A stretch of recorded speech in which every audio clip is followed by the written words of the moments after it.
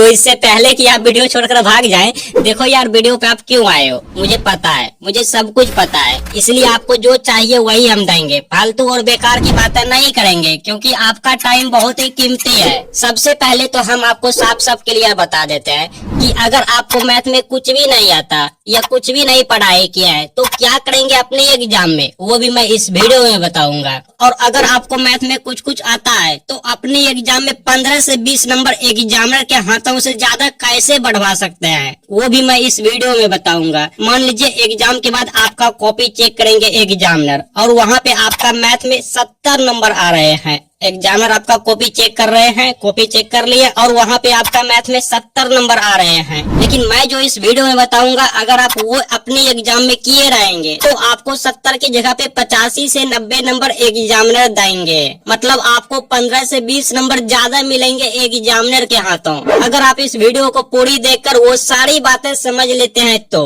आप सभी विद्यार्थी के लिए ये वीडियो है। अब चाहे आप 8th क्लास में है, 9th क्लास में है, 10th क्लास में है, 12th क्लास में है या फिर यूनिवर्सिटीज के स्टूडेंट हैं, आप सभी विद्यार्थी को ध्यान में रखते हुए ये वीडियो मैं स्टार्ट करने जा रहा हूँ।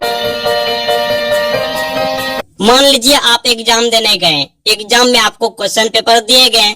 अब आप ये क्वेश्चन के आंसर नहीं जानते हैं, आई मीन सोल्यूशन नहीं जानते हैं, या फिर आपके सामने जैसा भी क्वेश्चन हो, मान लीजिए उन क्वेश्चन का सोल्यूशन आप नहीं जानते हो, तो इस सिचुएशन में आप उसे छोड़ देंगे या तो गलती सलती सोल्यूशन कर लेंगे। तो अगर आप छोड़ देते हो तो उस क्वेश्चन के नंबर कुछ भी नहीं मिलेंगे, और अगर आप गलती सलती जैसे तैसे सोल्यूशन कर लेते हो तो भी उस क्वेश्चन का नंबर कुछ भी नहीं मिलेंगे। लेकिन अगर आप इस वीडियो में बताए गए ट्रिक को अप्लाई कर लेते हो क्वेश्चन में, आई मीन आप जो क्वेश्चन का सोल्यूशन नहीं जानते हैं तो उसमें ये ट्रिक लगा लगा के सोल्यूशन पूरा करेंगे तो आपको उस क्वेश्चन का अच्छा खासा नंबर काफी हद तक मिल जाएंगे। जैसे अगर ये क्वेश्चन 5 मार्क्स का है, 5 अंक का है, तो आप तो छोड़ देंगे या तो गलती सलती सॉल्व कर लेंगे, तो ऐसे में आपको 0 नंबर मिलेंगे। लेकिन मैं जो इस वीडियो में बताऊंगा अगर आप वो करेंगे तो आपको 5 में से 3-4 नंबर तो एग्जामिनर खुशी खुशी से दे देंगे। तो चलिए वो ट्रिक अच्छे से सीख लीजिए वीडियो को पूरा देखकर, क्योंकि आधा अधूरा ज्ञान कोई काम का नहीं होता, प्लस खतरनाक भी होता है। सबसे पहले आपको एग्जाम में आंसर शीट में इस तरह से लिख लेना है, प्रश्न संख्या 5 का उत्तर। जो क्वेश्चन आप नहीं जानेंगे वहाँ पे संख्या लिख लेना है,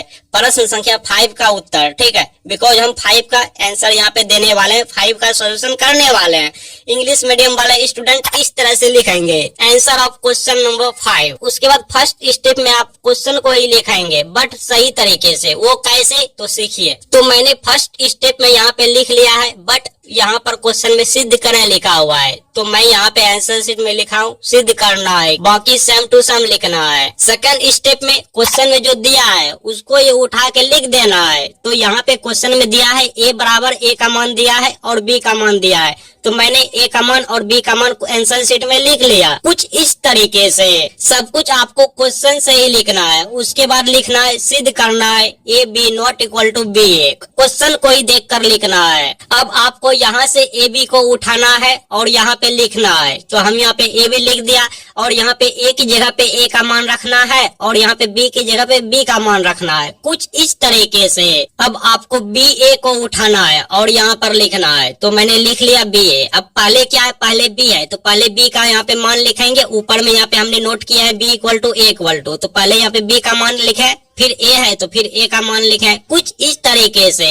इतना होने के बाद लास्ट में लिखना है अतः hence a b not equal to b a, ठीक है, लिख देना है। और फिर एक बार आपको फिर से क्वेश्चन को ही लिख देना है, बस इस बार सिद्ध करें की जगह पे सिद्ध कर दिया लिख देना है, कुछ इस तरीके से। अब आइए और भी दूसरा क्वेश्चन में ट्रिक लगाते हैं। मान लीजिए क्वेश्चन नंबर 12 आप नहीं जानते हैं, सपोज कीजिए, या फिर आपके सामने जैसा भी क्वेश्चन हो, आपके सामने जैसा भी क्वेश्चन पेपर हो, क्वेश्चन पेपर में जैसा भी क्वेश्चन हो, मान लीजिए आप वो क्वेश्चन नहीं जानते हैं और उसका आंसर देना चाहते हैं, तो सेम यही ट्रिक आप अपने एग्जाम में लगा लेंगे अपने क्वेश्चन के साथ। लेकिन ट्रिक लगाने से पहले आपको आंसर शीट में इस तरह से प्रश्न संख्या लिख लेना है। तो मैंने लिख लिया प्रश्न संख्या 12 का उत्तर। अब मैंने आपको क्या बताया कि फर्स्ट स्टेप में आपको क्वेश्चन को ही लिख देना है, बट ध्यान से कुछ इस तरीके से मैंने लिख दिया। लेकिन क्वेश्चन में है ज्ञात करें, तो मैंने यहाँ पे लिखा ज्ञात करना है। तो ये सब आपको ध्यान में रखना है। अब सेकंड स्टेप में क्वेश्चन में जो दिया है उसको उठा के लिखना है। तो इसको मैंने उठाया और यहाँ पे लिख दिया, इसको मैंने उठाया और यहाँ पे लिख दिया। सब कुछ आपको क्वेश्चन से ही उठा के लिखना होता है। उसके बाद इसको लिखना है। अब देखिए क्वेश्चन में दिया है इतना इतना को ज्ञात करना है, तो आपको लिख देना है इतना इतना को ज्ञात करना है, कुछ इस तरीके से।